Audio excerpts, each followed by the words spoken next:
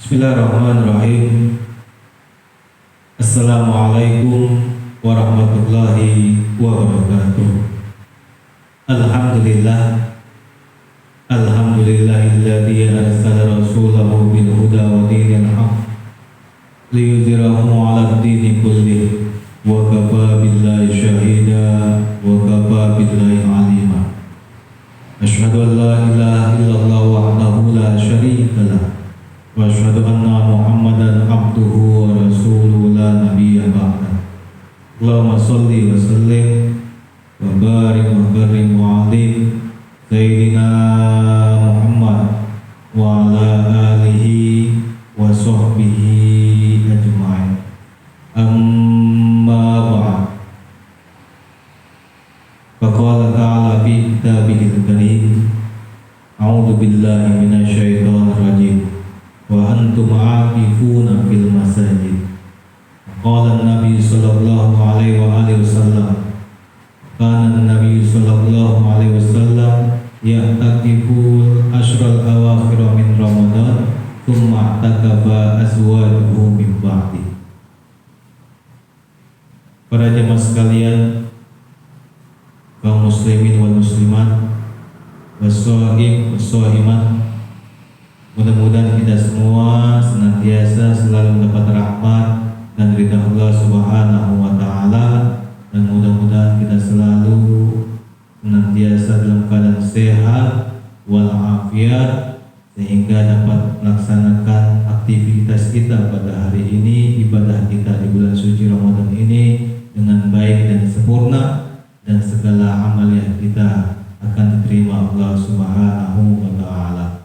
Yang pertama, marilah kita selalu memanjatkan puja puji syukur kepada Allah Subhanahu wa taala.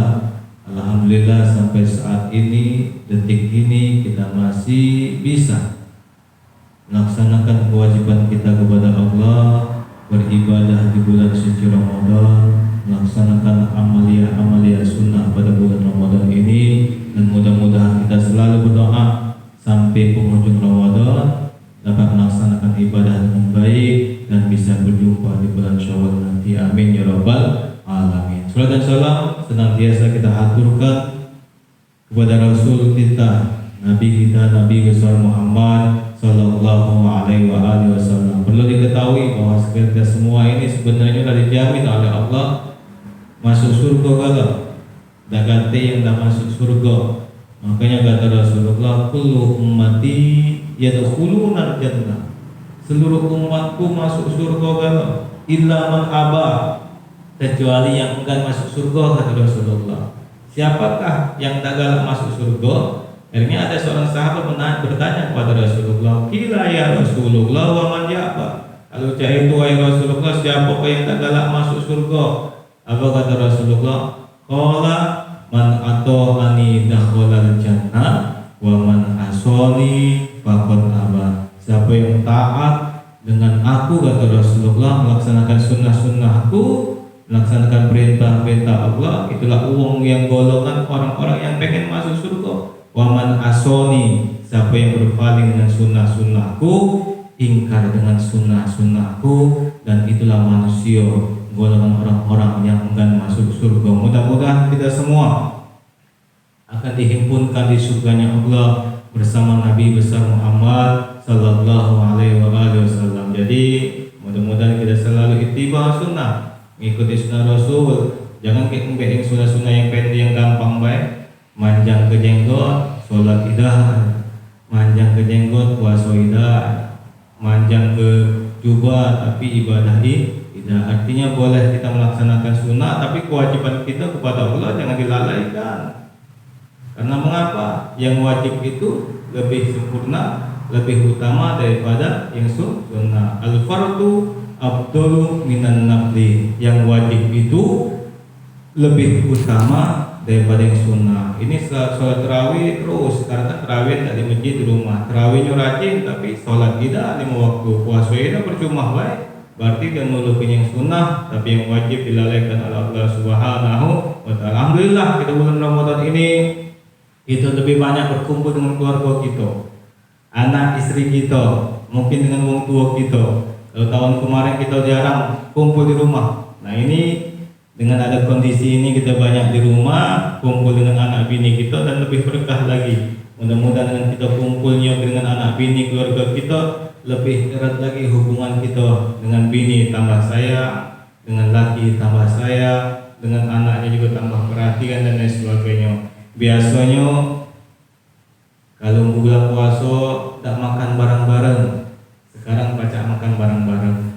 Biasanya sahurnya dewek-dewek, mungkin kadang-kadang lagi sahur masih begawi, mungkin bukunya juga atau yang anaknya masih begawi. Tapi bulan puasa ini kita lebih banyak kumpul, makan bareng-bareng satu hidangan. Makanya kalau kita makan hidangan ini lupa, sebenarnya Bu, pada zaman sekarang itu sunnah Rasulullah SAW. Jadi kalau kita galak mengatakan maulid Nabi makanan satu hidangan 4 uang sampai 8 uang, itulah perkara sunnah. Sunnahnya Rasulullah SAW. Apa kata Rasulullah? Ta'amul wahid yakfil isnen, wa ta'amul isnen yakfil arba'ah, wa ta'amul arba'ah yakfis samaniyah. Satu hidangan itu sunnahnya makan berdua. Paling tidak kita makan dengan bini kita. Dengan bini kita, jangan bini lain. Kalau bini lain pajak derajatnya gitu. Satu hidangan makannya berdua. Dari 2 makannya berempat. Sunnah Rasulullah berempat, arba'ah. Dari 4 makanya ada namanya samaniyah 8. Jadi kita kan dulu galak ngidang, makan ngidang. Satu hidangan 8 wong, ayamnya 8 potong, kemudian telurnya 8 potong dan lain sebagainya 8 dan sebagainya. Itu sunnah Rasul. Alhamdulillah bulan Ramadan ini paling tidak kita sudah melaksanakan Rasul. Makan beramai-ramai dengan anak bini kita, insyaallah kita dipanjangkan umur. Mungkin tahun depan kita masih bisa berkumpul dengan keluarga kita, dan selanjutnya juga masih bisa berkumpul dengan keluarga kita, insyaallah. Karena benteng yang pertama adalah keluarga kita, anak istri kita dan lain sebagainya. Mudah-mudahan di penghujung Ramadan ini kita harus tambah giat lagi ibadah. Ini kan kalau biasa tradisi kita kalau di penghujung Ramadan tambah sepi masjid, tapi sekarang yang sepinya masjid kan, tidak boleh tarawih di masjid dan sebagainya karena kondisi kita darurat, keadaan darurat boleh baik, tidak masalah ya. Nah ini kadang-kadang kita ini awal Ramadan semangat nian, rajin nian, tapi penghujung Ramadan tambah kita tambah lesu, tambah jauh ibadahnya. Padahal penghujung Ramadan tidak banyak faedahnya, banyak rahasia-rahasia yang terkandung di penghujung Ramadan, apalagi 10 hari penghujung Ramadan. Makanya Rasulullah itu kata Rasulullah, kalau masuk 10 hari penghujung Ramadan apa yang dilakukan oleh Rasulullah? Wa ayqaza ahlahu wa syaddal mizan. Rasulullah itu kalau 10 hari penghujung Ramadan dia bangunkan keluarganya, bangun. Untuk apa? Untuk melaksanakan salat tahajud. Wa syaddal mizan, ngencangkan tali pinggangnya. Maksudnya ngencangkan itu bukan tali pinggang kita dikencangkan, mengencangkan tali pinggang kita saraf perut kita nak bernapas kan. Cara kita bernapas. Maksudnya cengketan pinggang itu 10 hari penghujung Ramadan Rasulullah banyak terjaga ibadah kepada Allah dan mengurangi makan. Karena apa? Kalau kita banyak makan, hoji dari pukul sampai ke jam 10, jam 11 makan terus, ujungnya kita ngantuk. Nah ibadah lesu karena banyak makan itu tambah malas. Nah ibadah malas, bergaya malas dan sebagainya. Makanya Rasulullah menganjurkan 10 hari penghujung Ramadan. Apa yang dilakukan Rasulullah? Bangunkan keluarganya, ngajak ibadah keluarganya, anak bininya. Kemudian apa lagi? Mengencangkan tali pinggang, mengurangi makan, supaya nanti malah bisa terjaga dan bisa beribadah kepada Allah Subhanahu wa taala. Bahkan apa gawe Rasulullah di penghujung Ramadan?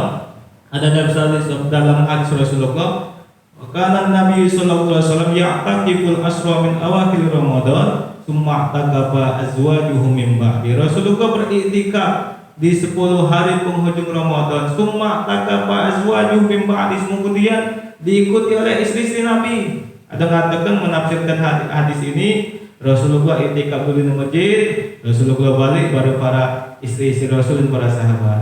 Tapi ada mengatakan Rasulullah buat tenda di sini, sebelah sini, samping kanan kiri dibuatkan tenda untuk istri-istri dan istri-istri para sahabat untuk beriktikaf di masjid. Nah sekarang masjid kan tutup galau, arti kita tak boleh beraktivitas di masjid. Mana iktikafnya? Boleh baik karena darurat iktikaf di rumah. Tapi sunnahnya memang iktikaf itu di masjid. Wa antum aqifuna fil masjid. Hendaklah kalian beriktikaf, berdiam diri di masjid. Ini dah iktikaf di masjid, diam di masjid kadang-kadang bukan iktikaf. Sekarang kan banyak celengan masjid diminta uang ya, dimaling uang, jadi etika udah tak minta celengan masjid. Artinya memang disunahkan di masjid, tapi kondisi sekarang ya mungkin karena darurat kita boleh beriktikaf di rumah, banyak beribadah di rumah, ngaji, berzikir dan lain sebagainya, beriktikaf di 10 hari penghujung Ramadan. Ngapa Rasulullah mendawamkan? Rasulullah itu dawam sampai dia meninggal. Rasulullah selalu beriktikaf 10 hari penghujung Ramadan. Ngapa? Karena dari 10 hari penghujung Ramadan ada malam disebut malam Lailatul Qadar. Malam lebih baik daripada 1000 bulan. 1000 bulan itu 80 tahun lebih, 83 tahun kalau kita hitung tahun. Apakah sampai kita umur kita sampai 80 sampai 70, wallahu a'lam. Makanya kata Rasulullah, umur kita beda dibatasi. A'malu ummati ma baina sittin wa sab'in.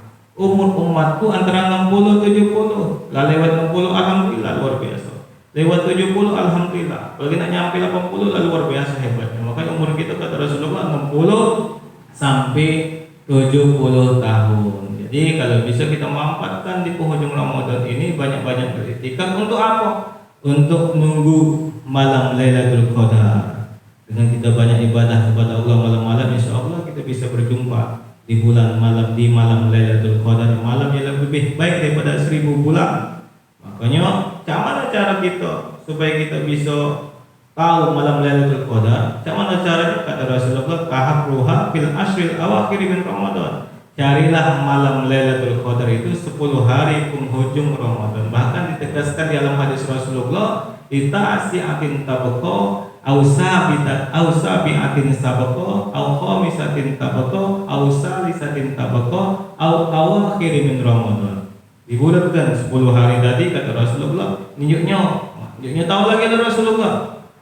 Malam apa itu? Malam ganjil 29, 27, 25, 23 atau 21 atau di penghujung Ramadan. Kalau penghujung Ramadan kita malam 30, bisa jadi malam 30 itu malam Lailatul Qadar. Artinya apa? Mana cara kita supaya ketemu malam Lailatul Qadar? Menunggu malam itu banyak-banyak ibadah, baca Al-Qur'an, salat tahajud dan sebagainya. Dan doa itu apa? Yang diajarkan Rasulullah, Allahumma inni afun karim tuhibbul afwa fa'fu anni, ya Allah ampunilah saya, sayangi lagi, tuhibbul afwa fa'fu anni. Doa itu yang diajarkan Rasulullah kepada Isa. Banyak-banyak doa tadi supaya berjumpa di malam Lailatul Qadar. Yang mana ciri-ciri malam Lailatul Qadar? Mengatakan kalau ketemu malam Lailatul Qadar ada bunyi kerasa kresek, ada goyang kayak ini sebagainya. Sebenarnya malam Lailatul Qadar itu malamnya kata Rasulullah, ciri-ciri malam Lailatul Qadar kata Rasulullah, la haratun wala baridatun. Malam itu tidak panas, tidak dingin, terasa sejuk. Kalau bapak-bapak malam 21 keluar masih buka baju, berarti kepanasan. Berarti bukan malam Lailatul Qadar. Kalau bapak-bapak, ibu-ibu keluar malam-malam, misalnya bapak-bapak duduk di depan merasa kedingin, pakai jaket tinggi, pakai jaket tebal, berarti malam itu bukan malam Lailatul Qadar. Karena malam Lailatul Qadar itu ciri-cirinya tidak panas, tidak dingin, sejuk. Sejuk sekali luar biasa. Bahkan tidak ada bunyi apapun. Segala bunyi-bunyi binatang tertahan semua. Berarti malaikat itu turun pada malam itu. Nyingok siapa-siapa yang ibadah di malam Lailatul Qadar. Lagi kejingokan. Karena beribu-ribu malaikat, banyak malaikat yang turun ke bumi. Maka ketika besok pagi matahari kalah cahaya matahari tadi. Entah cahayanya apa, entah cahayanya siapa, para malaikat tadi. Makanya kata Rasulullah, nanti besok kalau malam ini malam Lailatul Qadar, besoknya matahari akan muncul. Tusbih samsa hamra dha'ifa, akan muncul nanti pada matahari nanti paginya pakai seperti hamra dha'ifa, akan cahayanya merah kelemah-lemahan karena cahaya matahari dikalahkan oleh cahaya malaikat yang banyak turut pada malam Lailatul Qadar. Malaikat nyingok siapa-siapa beribadah kepada Allah Subhanahu wa taala. Dan ketika kita berjumpa malam Lailatul Qadar, pahalanya sama seperti 1000 bulan.